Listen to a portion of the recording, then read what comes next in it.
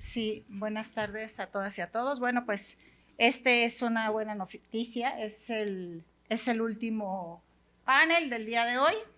¿Le pasan la siguiente, por favor?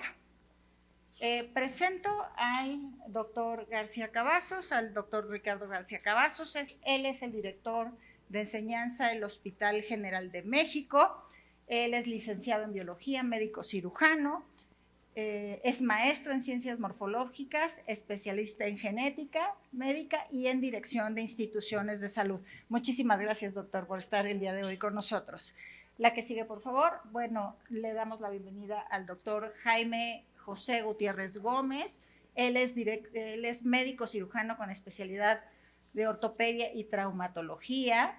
Es catedrático en materia de traumatología y área clínica de la Escuela de Medicina de Tuxtla Gutiérrez y miembro de diversas federaciones y asociaciones, y actualmente el doctor es el presidente del Colegio Médico de México, FENACOME. Muchísimas gracias por estar con nosotros. También le doy la bienvenida al doctor Efraín Navarro Olivos. Efraín es médico cirujano con especialidad en pediatría y una maestría en ciencias de la salud con especialidad en biología molecular. Además, es maestro en administración de instituciones de salud.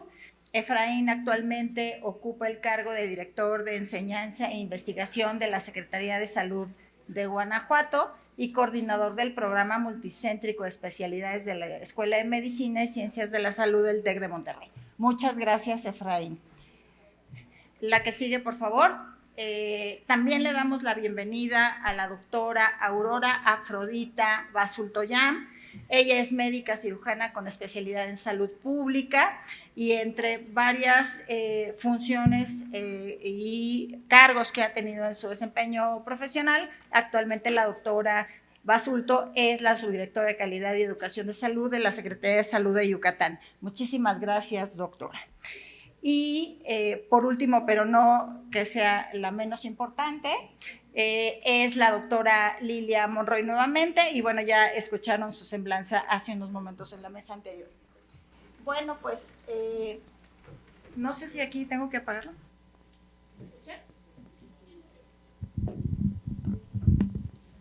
Ok, bueno, este panel está orientado a que podamos visibilizar sobre la capacidad instalada de las instituciones, sobre todo públicas del sector salud, si están acordes a las necesidades de formación del talento humano para poder abordar los nuevos retos que nos ha dejado la pandemia.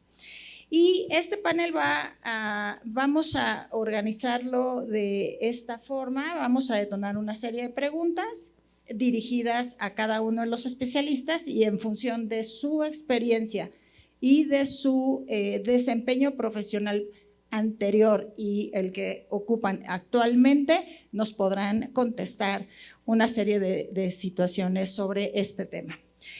Primeramente, quisiera preguntarle al doctor Ricardo García Cavazos. El Hospital General de México es un hospital de alta especialidad de referencia nacional. Es una unidad médica atípica, ya que integra en un solo espacio los 3 niveles de atención y atiende una demanda de diversas partes del país. En materia de formación de capital humano, ¿cuál es la capacidad instalada de su hospital para formar médicos, enfermeras y otros profesionales de la salud? Bien, en capacidad instalada, podremos decir que es uno de los hospitales más grandes de la República.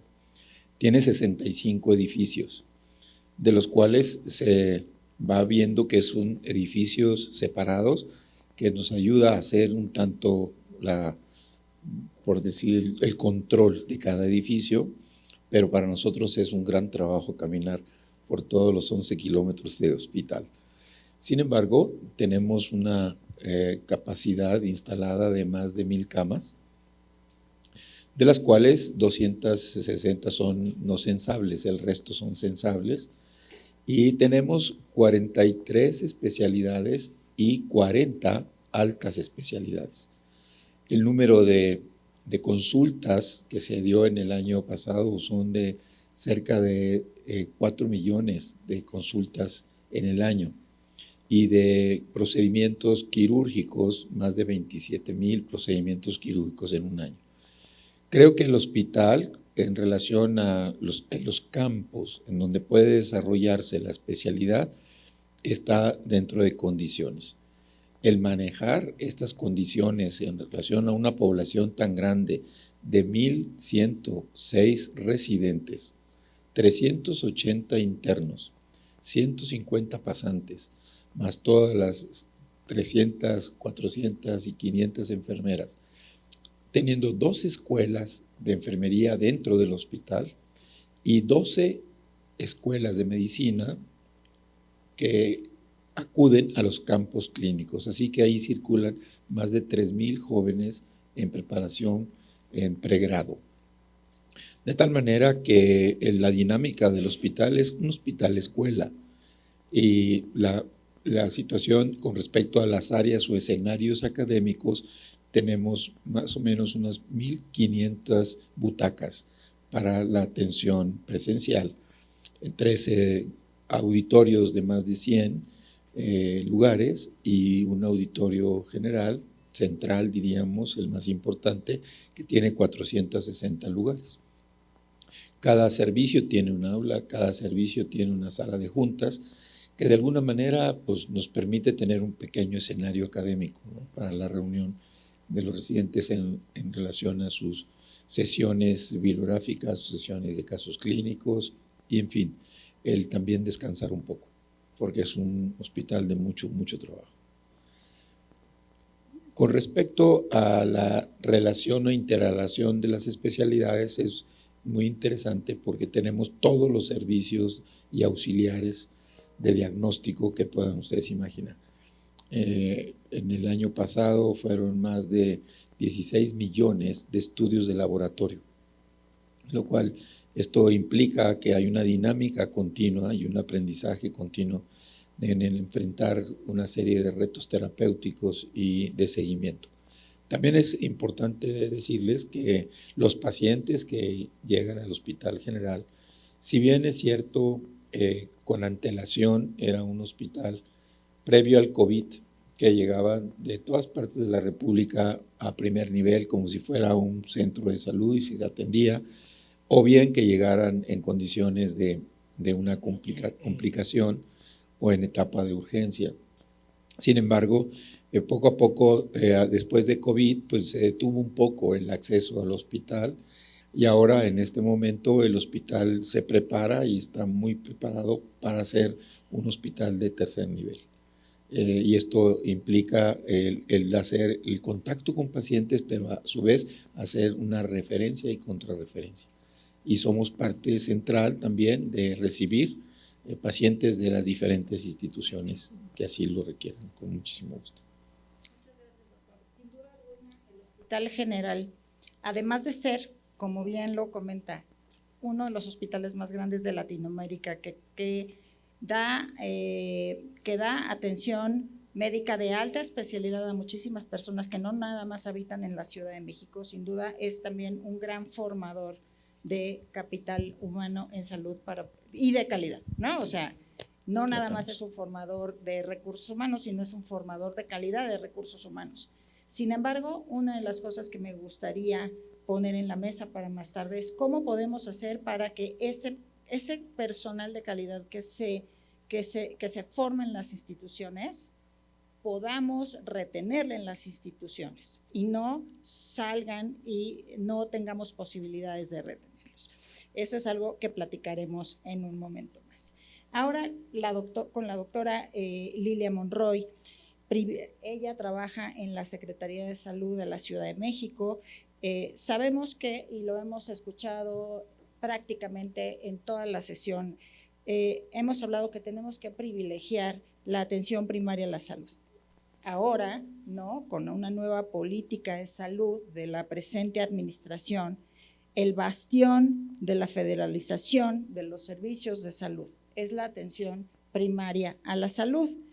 Esta federalización se está realizando a través del IMSS Bienestar y ¿Cómo se va a considerar proyectar los esquemas de formación de capital en salud necesarios para impulsar una verdadera estrategia de prevención y promoción de la salud que es tan necesaria en este país con esta nueva política de atención médica?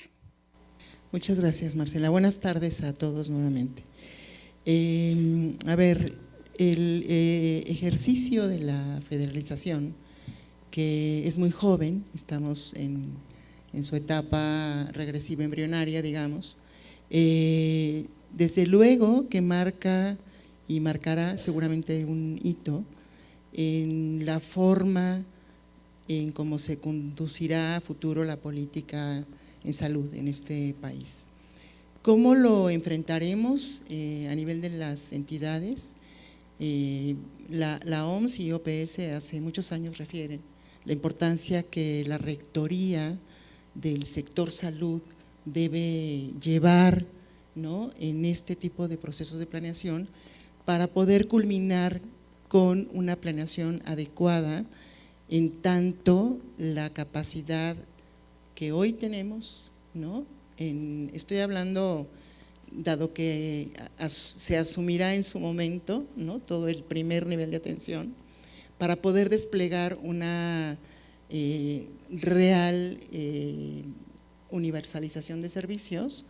Y entonces significa que tenemos que entrar en la formación de recursos humanos con una capacidad y una diversidad que permita el acercamiento en los términos previstos por el proyecto para que eso se dé.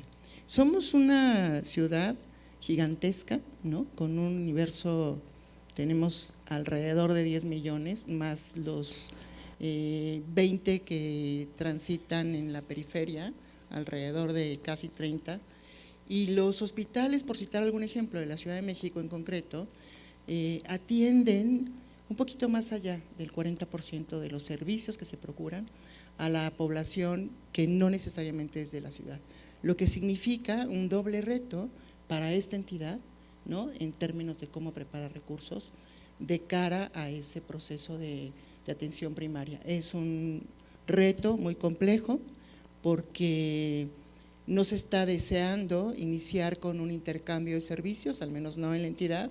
Lo que se está pretendiendo es que se consoliden las redes de salud, que estas redes integrales tengan la capacidad de responder ante esa circunstancia de atención, y por lo tanto debemos motivar y proponer un programa que consolide la promoción de la salud, ¿no?, como herramienta sustantiva. Ya habló la doctora Carolina hace un momento de la importante participación social también. Muchas gracias, doctora Monroy.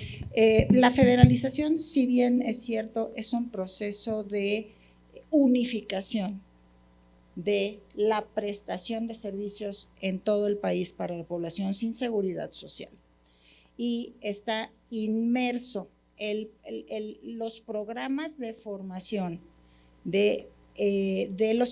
tanto de los médicos de pregrado y los de posgrado en la prestación de servicios. Me parece importante de poner perfectamente claro que la formación apoya a la prestación de servicios, pero no es la prestación de servicios, por lo que la formación del capital humano debe seguir siendo rectoría completamente de las secretarías de salud, tanto federal como estatales, pero ¿no?, de manera coordinada en la ejecución de los programas con los servicios de salud, que en este caso serían a través del IMSS Bienestar.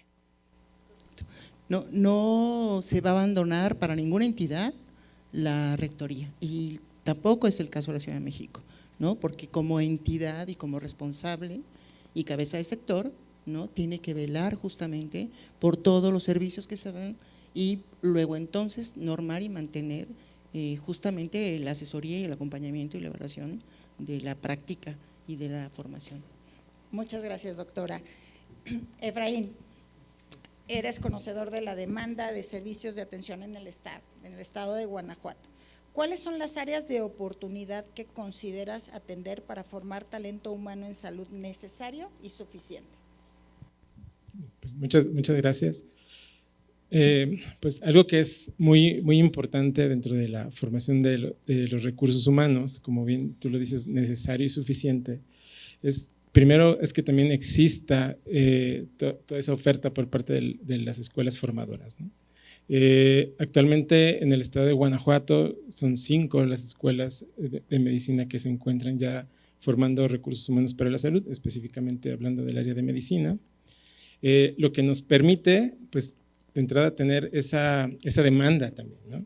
Que quienes puedan estar dentro del sistema de salud del estado, del sistema de salud de Guanajuato, y que puedan desarrollar esas competencias que adquieren en las instituciones educativas. Dentro de los programas y dentro de algo que se ha fortalecido mucho es la capacitación. Se han creado programas de capacitación orientados que atiendan las necesidades específicas del Estado y o de alguna región en específico. En este caso, sin perder de vista la etapa formativa de los estudiantes, pues se refuerza todo lo que es la atención primaria de salud, capacitación en enfermedades crónicas como uno de los puntos importantes, capacitación también desde cursos orientados a la atención de urgencias, trauma, ¿no? Que nosotros por ubicación geográfica estamos en el centro del país donde hay un corredor industrial muy importante y las atenciones por trauma, por accidentes automovilísticos suele ser muy importante, por lo que también tendrá que ir la formación orientada con base a las necesidades que el propio Estado o incluso la institución se genere, ¿no? Y al tener esta oferta, pues algo que nos permite es también nosotros darles toda esa oportunidad a lo largo de las sedes hospitalarias que tenemos donde pueden continuar ellos su formación y de esta manera, pues que ellos también puedan irse integrando como tal al sistema de salud, ¿no? Necesitamos tener también personal capacitado con las competencias adecuadas, puesto que también ellos son formadores o son los formadores de este recurso humano que está todavía en esta etapa, ¿no? Entonces, si tenemos un personal que esté certificado o que tenga las competencias adecuadas, seguramente eso se transmitirá a todo este recurso humano que se encuentra en la etapa formativa. Muchas gracias. Hace algunos meses, el doctor Daniel Díaz, al cual saludo y le agradezco que el día de hoy ya esté aquí con nosotros, secretario de Salud de Guanajuato, nos invitó a un foro de líderes en salud. Y me recuerdo muy bien que comentaba que en Guanajuato se ha fortalecido la capacidad de respuesta de los servicios de salud para la población sin seguridad social, ya que en el Estado una de las prioridades es la salud y que además de los recursos públicos que llegan a través de la Federación, también el Estado ha contribuido con recursos estatales para ello. Por eso, escuchando lo que Efraín comenta, el Estado de Guanajuato tiene la capacidad instalada suficiente para poder formar a profesionales de la salud con calidad, ¿sí? Pero no es de todas las entidades federativas una situación homogénea. Y en ese sentido quiero preguntarle a la doctora Basulto, ¿qué considera que son los motivos principales por los cuales los talentos recién formados con capacidad,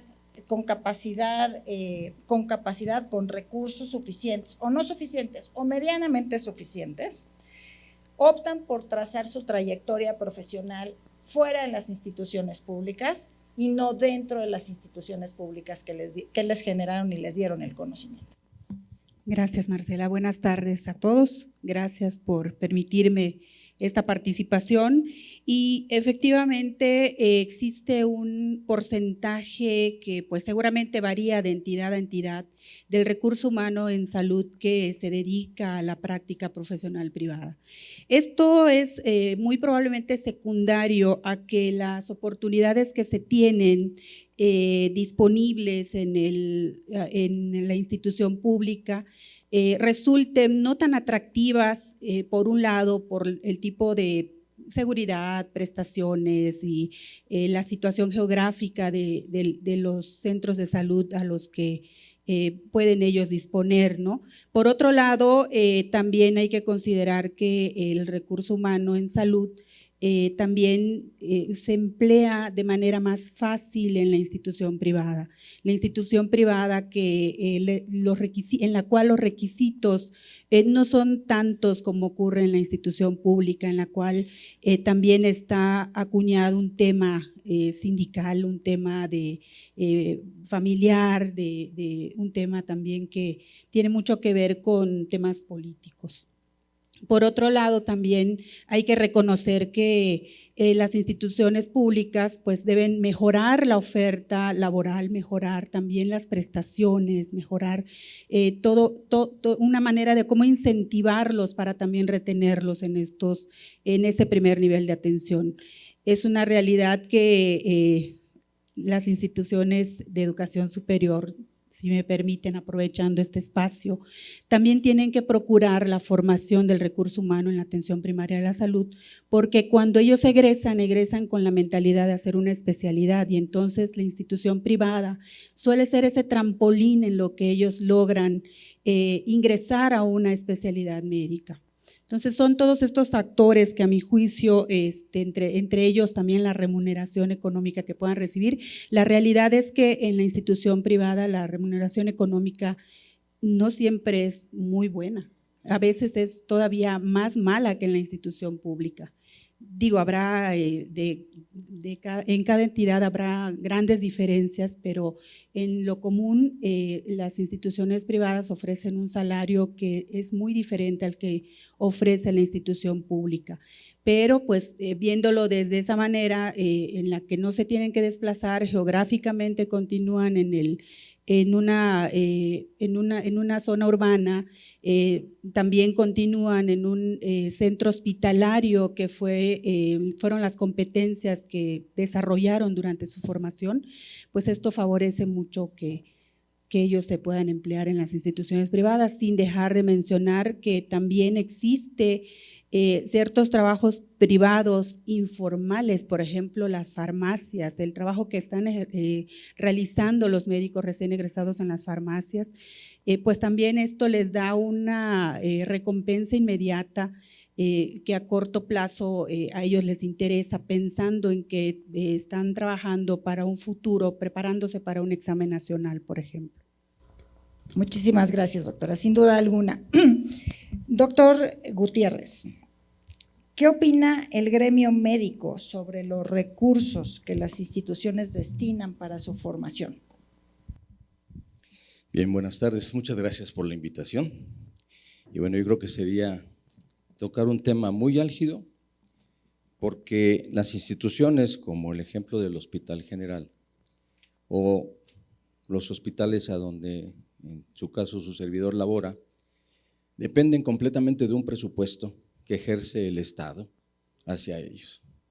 Y entonces no todas las instituciones, y seguramente hay gente de otros estados, y disculpando mis palabras, no llega el recurso adecuadamente y que se pueda aplicar, y que desafortunadamente, y aquí en corto platicaba con el doctor, yo creo que tiene más de 20 años que no ha vuelto a haber una plaza, por ejemplo, en Chiapas.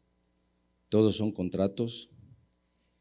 ¿Y a dónde vamos? Bueno, el comentario, la observación que hace el gremio médico, hoy a quien estoy a cargo, justo es eso. El médico que egresa, que termina un servicio social, sí, es correcto, una gran parte busca hacer un examen de especialidad, pero otra parte procura irse a su ciudad de origen, una ciudad donde puede lograr salir adelante.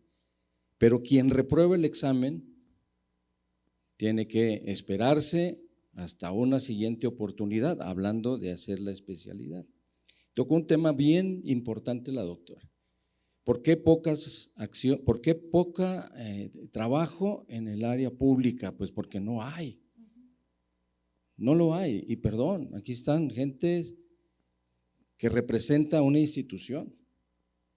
Ojalá sería estupendo que en cada estado, todos los años que fueran a recibirse médicos ya con título, les abrieran una oportunidad con un número de campos laborales.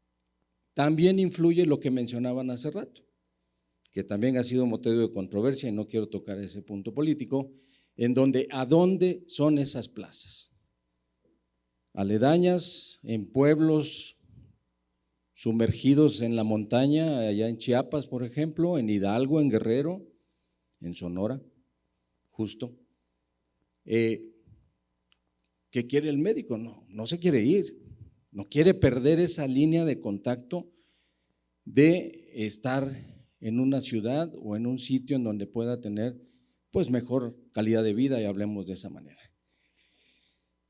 Si vemos un poquito la estadística, que hoy lo volví a analizar después de algunos meses, de acuerdo a la encuesta nacional de ocupación, el año pasado mencionaba que habían 305,418 médicos, a los que les gustan los números, y un promedio de 67% médicos generales y 33% especialistas.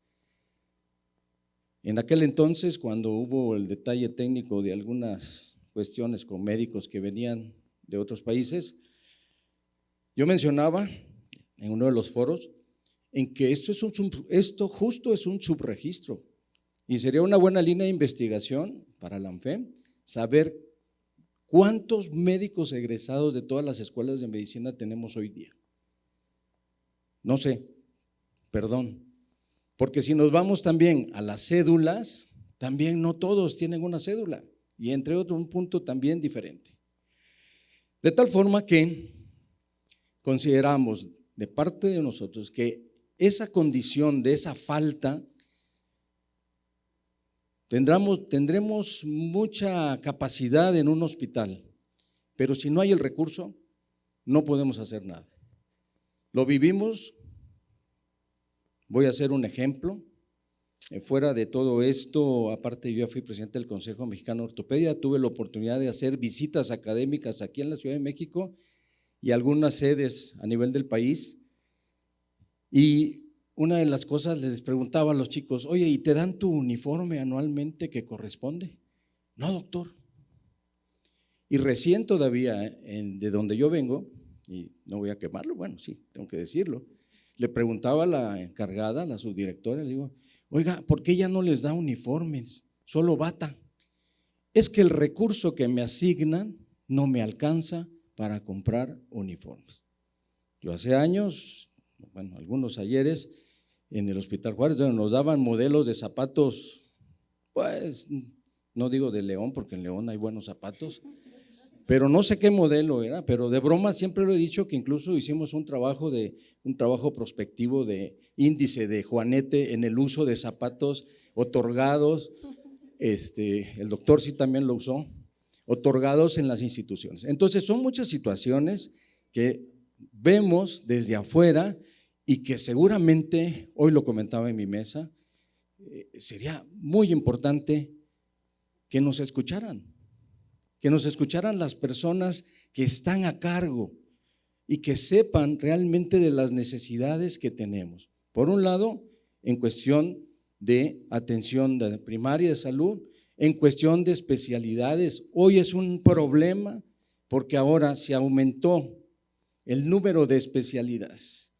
Del 2008, que eran 9,000, al 2020, que son 18,000 plazas casi. ¿Y saben dónde están? En las mismas sedes donde habían residencias, o se abrieron sedes en hospitales muy pequeñitos en donde la enseñanza deja mucho que desear. Entonces tenemos que preocuparnos las escuelas, y aquí va también para mis amigos que me invitaron, porque muchas de las escuelas de medicinas dan el aval académico a esas residencias médicas.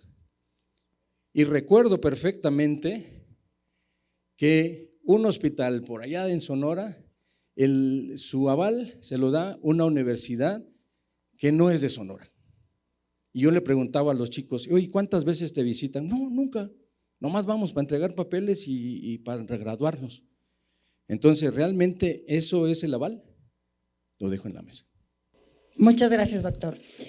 y lo comenta muy bien, o sea, cuando hablamos de formación de médicos, pensamos en hospitales, en el fortalecimiento de los hospitales y de las unidades de alta complejidad.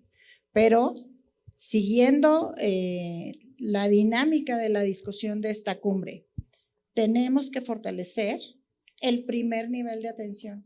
Tenemos que estructurar un modelo de atención primaria a la salud que se aterrice y que se ejecute, porque realmente solamente está en los libros y en las publicaciones, pero no lo vemos ni adentro de los muros, ni afuera de los muros de las unidades médicas de primer contacto.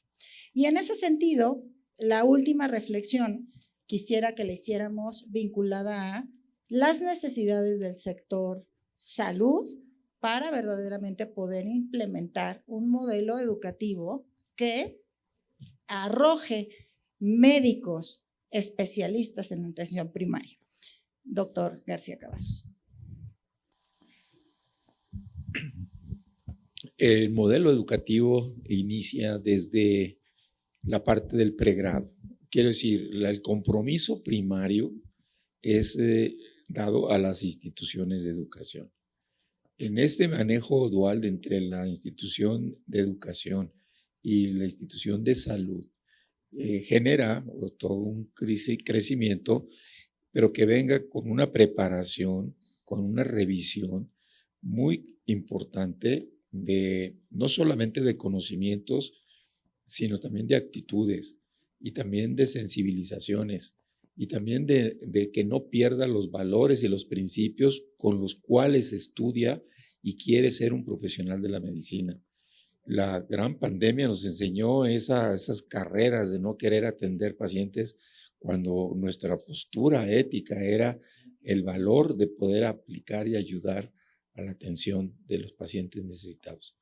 De tal manera que fortalecer una medicina general es hacer el general, precisamente, y hacer que el primer nivel de atención verdaderamente sea fortalecido y que sea un nivel de contención, un nivel de atención, un primer nivel que atienda y prevenga todas esas complicaciones. El hospital llegan los más complicados, los que ya están en una fase crítica, en los que ya la resolución, la atención es relativamente difícil.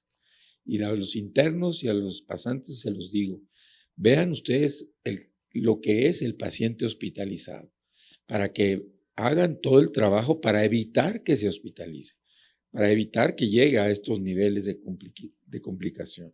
Así que tienen que hacerlo, pero también fomentar, y verdaderamente se los digo claramente, hay una pérdida total de la sensibilización para ser médico. Se pierde todos los criterios de valores y principios para aplicar la medicina. El respeto que le dan al paciente es relativo. Simplemente el respeto que le dan a la institución de salud en su preparación es relativo. Es una situación que se salen de las guardias, se esconden, no hacen su trabajo, cuando la verdad que en otros tiempos, o cuando menos cuando uno está convencido, pues lo hace con mucho gusto, porque además es para dar un servicio, para dar una atención, para reconocer que ayudó a que ese paciente se mantuviera en condiciones mejores. Entonces, los elementos de aplicación en ese espejo entre lo que es la ciencia, la tecnología, el conocimiento avanzado, el entrenamiento, queda implícito un punto muy importante que es el de los principios y valores, que creo que es muy importante. Y si esto concluye con el médico general, vamos a tener un primer nivel de atención que no solamente se base de lunes a viernes, que el primer nivel de atención trabaje los 7 días de la semana, los 365 días del año. Entonces, los pacientes no van al hospital cuando sienten el primer dato sintomatológico, sino van al centro de salud a que lo atiendan, porque también en sábado y también en domingo existe ese contacto de atención y de calidad, porque verdaderamente es donde se aprende mucho el manejo de un paciente integral, como si fuera el primer elemento del triage o la primera entrada al paciente, el primer contacto del paciente, donde el médico general debe ser excelentemente formado para que pueda vincularlo a una dirección de atención inmediata o de referencia a otro nivel de atención. Eso creo que es importante. Nuestro modelo después de la pandemia ha sido muy complicado. Ustedes saben el miedo que se tenía para entrar a atender pacientes con COVID. Nuestro hospital, en marzo, 5 días después de todo lo que aconteció, se nombró Hospital COVID y se transformó todo el hospital. Y tuvimos que sensibilizar a los médicos residentes y a los internos. Los internos se fueron, pero los médicos residentes, pero no nos ayudaron las instituciones de educación. No nos ayudaron, al contrario, nos los llevamos porque los papás están preocupados de que no se vayan a contagiar. Y entonces bajamos nuestro nivel de atención en el sentido de cantidad, pero todos los residentes sensibilizados tuvieron que entrar a guardias. Y entonces tú veías a un cirujano manejando un ventilador. Y tú veías un dermatólogo haciendo exactamente las notas y llevando las muestras al laboratorio.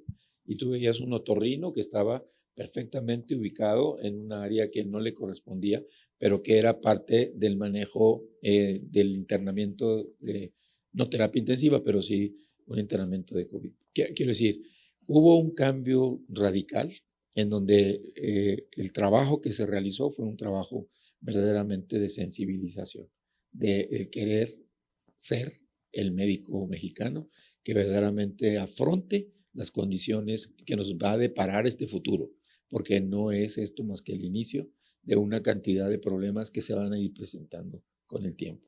Y es una responsabilidad compartida entre las instituciones de educación y las instituciones de salud para dar la mejor formación al joven. Y obviamente, si aumentamos la matrícula, qué bueno que aumentemos la matrícula, pero ordenadamente, porque se dispara la matrícula, pero no se disparan los centros de salud. Quiero decir, no se disparan las instituciones de salud, por lo cual hay una situación verdaderamente difícil de saturación dentro de los hospitales. Yo en particular tengo 12 escuelas de medicina dentro del hospital, 12 escuelas y con muchas situaciones especiales donde manejamos criterios de IRI y el SUMI, etcétera, pero tenemos que, no solo la cantidad, o sea, no tenemos que llenar de médicos el país, sino más bien la calidad con la que lo formemos y con esa sensibilización.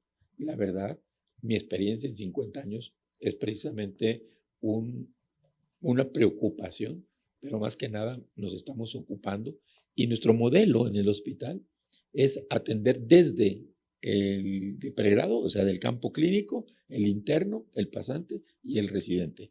Y el principio es con base en el residente o el estudiante y el docente, porque además hay que cambiar la mentalidad de los profesores de los hospitales. Esto también, acuérdense, se va bajando la guardia, ya hasta se cansan de repente, y hay que incorporar a los jóvenes también a la parte de la educación, que es muy, muy importante. Es esa educación basada en el docente y basada en el estudiante es fundamental para no dejar de atender a ninguno de los dos. Y esto es fundamental en el compromiso que firmamos hacia sangre de que tenemos que cumplirlo, porque es importante para México que tenga médicos que no solamente sepan mucho, sino que sepan también atender y entender al enfermo. Muchísimas gracias. Doctor Gutiérrez. Bien, yo quizás tendría que complementar, comparto la parte del doctor, los valores importantes y el respeto a los muchachos en formación, a los internos, los médicos de primer contacto, a dónde irse a laborar, sí, que sea un área en donde puedan llevar a cabo con por lo menos lo mínimo indispensable para poder realizar las actividades, por un lado. Por otro lado, complemento lo que decía la doctora Afrodita. Se ha perdido el respeto también para los chicos. ¿Por qué? Porque se van a instituciones privadas, sí es cierto, el costo, el sueldo mensual, 3,000 pesos. Y lo que caiga de consultitas en un hospital privado. Y en las consultas aledañas a farmacias, lo digo con mucha pena, alguna vez por necesidad tuve que ir por una prueba porque iba a salir de viaje y me dio mucha pena ver el escritorio de la doctora con un frasco transparente que decía propina y con billetes de 50 pesos.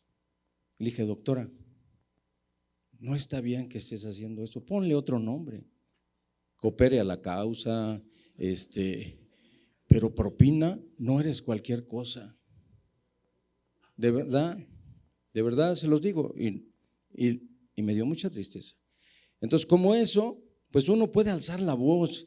El año pasado hubo un desplegado donde decíamos que había la necesidad de mayor apertura de sedes de trabajo. Espero, y quizás ojalá esa sea la oferta también ahora con el proceso de universalización, que pueda haber esta apertura donde haya mejor oportunidad a los chicos y que no haya ese subregistro que ande volando o que tuvo suerte y se casó con un buen ranchero.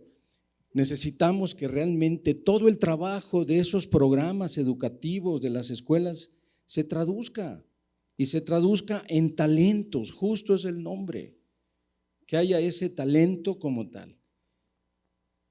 Y bueno, creo que seguiremos alzando el dedo, alzando la voz, tratando de entrar en estos foros para transmitir lo que sentimos, transmitir lo que la gente nueva, la nueva generación viene y que también sea para abrir los ojos, ¿no? Creo que eso es la parte importante. Y para mis amigos de la ANFEM, de las escuelas de medicina, esta parte del análisis de los procesos en la cuestión de tener, porque no depende de ellos. En un lugar tienen 9 escuelas de medicina y necesitan campos clínicos. ¿A dónde los mandamos? En un estado. Y entonces se complica, porque el estado dice, no tengo. Y no a todos les dan beca. Y yo creo que eso es de conocimiento a todos los niveles. Es cuanto. Muchas gracias, doctor. Doctor Navarro. Gracias.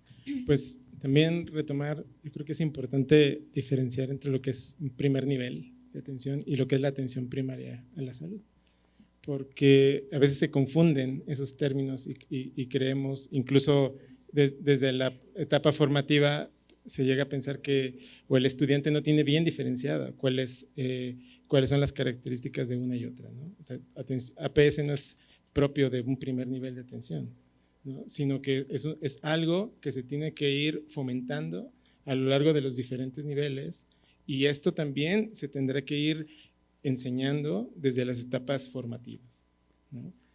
Hace ratito en la mesa hablábamos, la medicina está muy especializada y muchas veces la orientación en la formación médica va muy orientado a que el médico general haga una especialidad y no a que sea a lo mejor un muy buen médico general primero para posteriormente poder aspirar a una especialidad o a un posgrado o a algún otro posgrado. Entonces yo creo que también desde esas primeras etapas formativas habrá que generar estrategias para tener mejores médicos generales, ¿no? Que conozcan todo lo que es la atención primaria a la salud y que puedan diferenciar y que puedan tener esas competencias para que también puedan tener más oportunidades laborales una vez que egresan. Ahora, algo que es también fundamental es enseñar a los estudiantes el tema de lo que es calidad de la atención. Muchas veces calidad no es hablarle bien al paciente, sino representa muchas otras cosas que impactan desde el momento de la atención, la seguridad al mismo, sobre las acciones que realizamos acerca de él y finalmente el beneficiado son ellos, ¿no? Aquí el tema de la atención centrada en la persona también son temas donde entra lo que es calidad. Y yo creo que es algo que también se debe de enfatizar mucho desde las etapas formativas para que este médico en formación, en el momento que se gradúe o se titule, pues tenga todas esas competencias adecuadas para que las implemente al momento que vaya a atender a una persona. Muchísimas gracias, doctor. Doctora Monroy. Mucho gusto. Recientemente en la Ciudad de México hicimos un ejercicio de consulta ciudadana en donde nos acompañaron varios de los que hoy están también en estas mesas. En esa consulta, el ejercicio está orientado a desarrollar para la Ciudad de México el eje de salud dentro de todo el plan de desarrollo previsto para la Ciudad de México al 2040. Desde luego que la discusión se centró en distintas mesas en donde se plantearon las principales preocupaciones que se habían identificado previamente al interior de la Secretaría y de cara todas ellas a este proceso de federalización. Cómo llegar, cómo construir, cómo proponer, cómo en ese momento se estaba recién dando a conocer precisamente el programa nos tocó, ¿no?, en la primera reunión el programa de Más Bienestar. Lo que se produjo en todas las mesas fue propuestas claras en el sentido de, yo diría, 5 prioridades. La primera, si queremos llegar a esa atención primaria, integral e integrada, tendríamos que trabajar para dejar de tener una atención segmentada, ¿no? Si queremos llegar a eso, debiéramos tener algo que ya lo comentó por la mañana el maestro Lifshitz y ahora lo hace también el doctor, es un sistema de atención, aquí sí, de primer nivel, ¿no? Totalmente igual, integral, integrado, preparado, con un horario completo, en donde no tuviéramos que estar recibiendo en hospitales urgencias sentidas, porque no tenemos una capacidad instalada. Para lograr esa capacidad instalada, lo que necesitamos indiscutiblemente son recursos humanos, talento humano bien formado. Pero para poder quedarnos con ese talento necesitamos plazas, hombre. Una política que no tiene recursos no es política. Entonces, ¿de qué manera y cómo podemos formar los mejores recursos cuando nuestros mejores recursos, lo estamos viviendo nosotros, desde luego no tenemos esta escuela tan grande como la tiene el general, Dios nos libre, pero tenemos 32 hospitales, 15 de ellos son sedes y subsedes de formación, con unas carencias que no vamos a platicar porque ya han sido descubiertas aquí algunas, pero lo importante de ello es, a ver, vamos a formarlos lo mejor que podemos y algunos son de excelencia, y en ese ir y venir de tantas escuelas que tenemos, los mejores alumnos que tenemos, hoy egresados de las mejores instituciones que aquí nos acompañan, no están haciendo su especialidad en este país, se fueron a otros países. O sea, estamos en una condición, ¿no?, en donde ni siquiera somos la mejor oferta laboral para los mejores talentos. Entonces creo que en ese sentido lo que yo diría es, esta tercera postura es programemos, planeemos, que lo comentábamos en la mañana y lo reitero, un plan de formación consecuente con una capacidad de respuesta para ese egreso tan desmedido que ahora tenemos. El otro, en donde también se coincidió sensiblemente, fue en la imperiosa necesidad de mejorar la calidad de los servicios que estamos dando. Los servicios en la formación y los servicios de atención, porque la calidad es lamentable en todos los espacios, en todas las familias, pero además nuestro talento está careciendo de esas competencias blandas que se han mencionado desde temprano.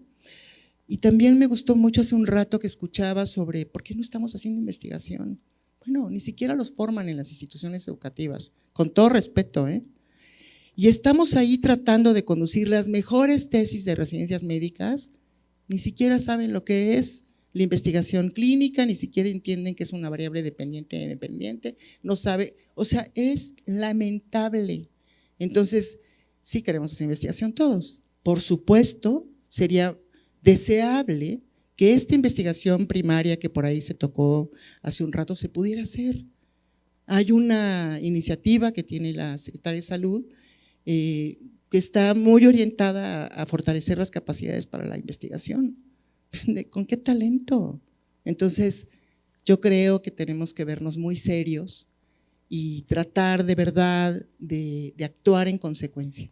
Y la última preocupación de las mesas está vinculada con el financiamiento, ¿no? Cierro con eso porque de momento las mesas terminaban discutiendo en torno a que si no hay dinero no avanzamos.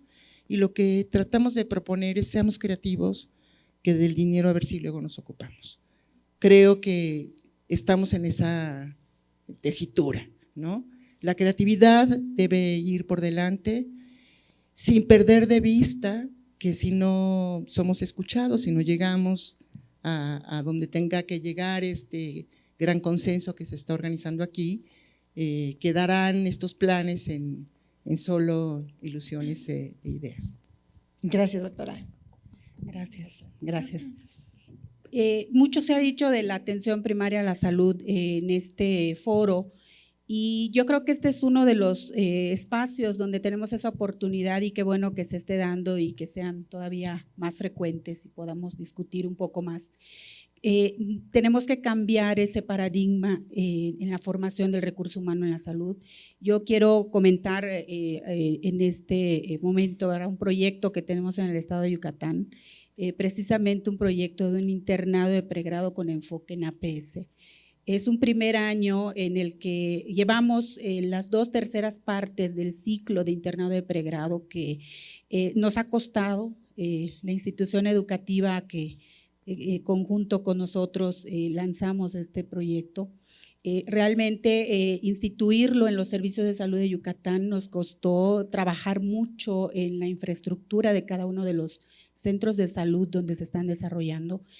Nos costó también trabajar con el personal de salud que pues son médicos ya formados, médicos ya de base en los distintos centros de salud y también al compartir la actividad complementaria durante la guardia que se realiza en los hospitales, también nos ha tocado trabajar con los hospitales, con los médicos, inclusive los mismos médicos internos de la misma institución educativa que los reciben en la guardia complementaria. Entonces, yo creo que tenemos que abrir un poquito más, pues tener un poco más de apertura para poder entender, aceptar y movernos, ¿verdad?, hacia realmente una verdadera atención primaria de la salud. Muchísimas gracias, doctora. Bueno, realmente todo lo platicado en este panel ha sido sumamente interesante. Nos damos cuenta que es un trabajo avanzar al fortalecimiento de la capacidad instalada, privilegiando la atención primaria a la salud, la formación de especialistas en atención primaria a la salud y generando oportunidades al interior de las instituciones para que no haya fugas de talento.